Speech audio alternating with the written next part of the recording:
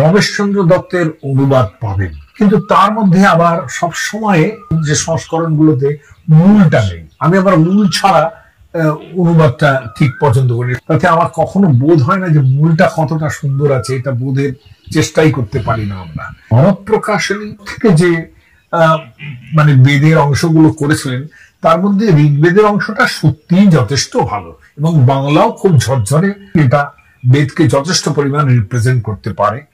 তা নইলে তো ম্যাক্স মুলার পড়তে হবে আপনাদের, শানাচার্যের টিকা অবশ্য সেখানে আছে। তো অনির্বাণের বেদ মীমাংসা চমৎকার চমৎকার। বেদ মীমাংসা বই বোধহয় মোস্ট দুটো খণ্ডে আছে। তার মতো করে এই একেবারে আধ্যাত্ম তত্ত্ব অর্থাৎ উপনিষদের সঙ্গে বেদকে মিলিয়ে দেওয়া এবং তার সঙ্গে রবীন্দ্রনাথকে মিলিয়ে দেওয়া, এটা বোধ হয় অনির্বাণের মতো কেউ করেননি। তো বন্ধুরা, আপনারা এখানে নৃসিংহপ্রসাদ ভাদুড়ির কথা শুনলেন। আমি গতদিনে নৃসিংহপ্রসাদ ভাদুড়িকে নিয়ে একটি ভিডিও করেছিলাম। সেখানে এটা দেখিয়েছিলাম যে তিনি রামচন্দ্রের মাংস খাওয়ার কথা বলছেন। যদিও কেউ নিরামিষ ভক্ষণ করবে, কেউ আমিষ ভক্ষণ করবে, সেটা তাদের ব্যক্তিগত ব্যাপার, কিন্তু রামচন্দ্রের নামে লাঞ্ছন এটা সহ্য করা যায় না। এবার আজকের বিষয়ে আসি। দেখবেন রামচন্দ্র যে মাংস খেতেন, এ বিষয়টা নিয়ে দীনকৃষ্ণ ঠাকুরের যত শিষ্য আছে তার নিজস্ব পোস্টে তারা কমেন্ট করেছে। নৃসিংহপ্রসাদ ভাদুড়ির বক্তব্য নিয়ে তার নিজস্ব আইডিতে দিয়েছে, শর্ট ভিডিওতে ছেড়েছে দীনকৃষ্ণ ঠাকুরের শিষ্যগণ।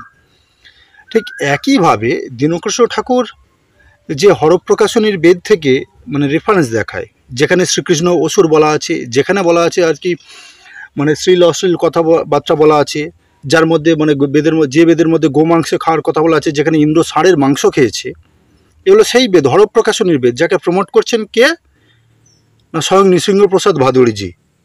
তো এই একই বেদকে প্রমোট করে কারা? দীনকৃষ্ণ ঠাকুর, তার শিষ্যরা, দলবলেরা। যেমন তাপস বিশ্বাস শ্রীকৃষ্ণকে অসুর বলাইতে কোথা থেকে প্রমাণ দেখিয়েছিল না? এই হরপ্রকাশনীর বেদ থেকে। শুধু তাই নয়, এবার দেখুন শরদিন্দু বিশ্বাস আরও প্রমাণ দেখায় কোথায়? হরপ্রকাশনীর বেদ, রমেশচন্দ্র দত্তের অনুবাদ, সায়ন ভাষ্য। তাহলে আপনারা বলুন, নৃসিংহপ্রসাদ ভাদুড়িকে যারা যারা সনাতনী মনে করেন, তিনি যে বেদের কথা তিনি রেফার করছেন, অর্থাৎ কোন বেদ পড়বেন, কোন বেদ কিনে, সেখানে তিনি বলছেন হরপ্রকাশনী ঋগ্বেদটা খুবই ভালো, যথেষ্ট ভালো। এই হরপ্রকাশনী ঋগ্বেদেই কিন্তু গোমাংসে গোহত্যার কথা উল্লেখ আছে, যেটা কিনা সনাতন ধর্মে সম্পূর্ণ পক্ষে নিষেধ। দ্বিতীয়ত এখানে ইন্দ্র ষাঁড়ের মাংস খেয়েছে। তৃতীয়ত কৃষ্ণ অসুর। এবার ভাবুন ওনার কথাটা কতটা মান্য হতে পারে আমাদের কাছে, আমাদের মতো সাধারণ সনাতনীদের কাছে, যারা গাভীকে মাতা বা দেবীর সমান মনে করি, যারা কৃষ্ণকে ভগবান মনে করি, তারা কৃষ্ণকে অসুর মানব, নাকি নৃসিংহপ্রসাদ ভাদুড়ির কথা মেনে ওই বেদ পড়ব?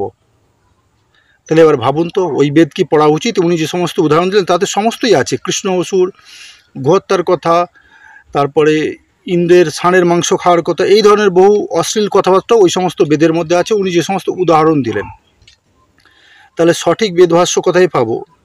তো যদিও বাংলা ভাষার মধ্যে কেবলমাত্র যজুর্বেদটাই বেরিয়েছে বিশুদ্ধ অনুবাদ, সেটা মহর্ষি দয়ানন্দ সরস্বতীর অনুবাদ করা, আর্য সমাজে পাওয়া যায়। বাকি বেদগুলোর কাজ চলছে। বাকি যে বেদগুলো আছে, অর্থাৎ 4টে বেদ হিন্দি ইংরাজি ভাষায় আপনারা আর্য সমাজে পেয়ে যাবেন। তো আপনারা ঠিক করুন, আপনারা ওই সমস্ত বেদ পড়বেন যেখানে কৃষ্ণকে অসুর লেখা আছে, গোহত্যার কথা উল্লেখ করা আছে, তো গোহত্যাকে সাপোর্ট করা হয়েছে, যেখানে ইন্দ্র ষাঁড়ের মাংস খেয়েছে, বিভিন্ন রকম অশ্লীলতা আছে, সেই বেদ পড়বেন, নাকি আর্য সমাজের বিশুদ্ধ বেদভাষ্য পড়বেন? হ্যাঁ, অনেকে একমত নাও হতে পারেন, কারণ আর্য সমাজের বেদভাষ্যে পরমাত্মাকে নিরাকার বলা হয়েছে, এবং তার সঙ্গে কি তারা নিরাকারই পরমাত্মাকে মেনেছে।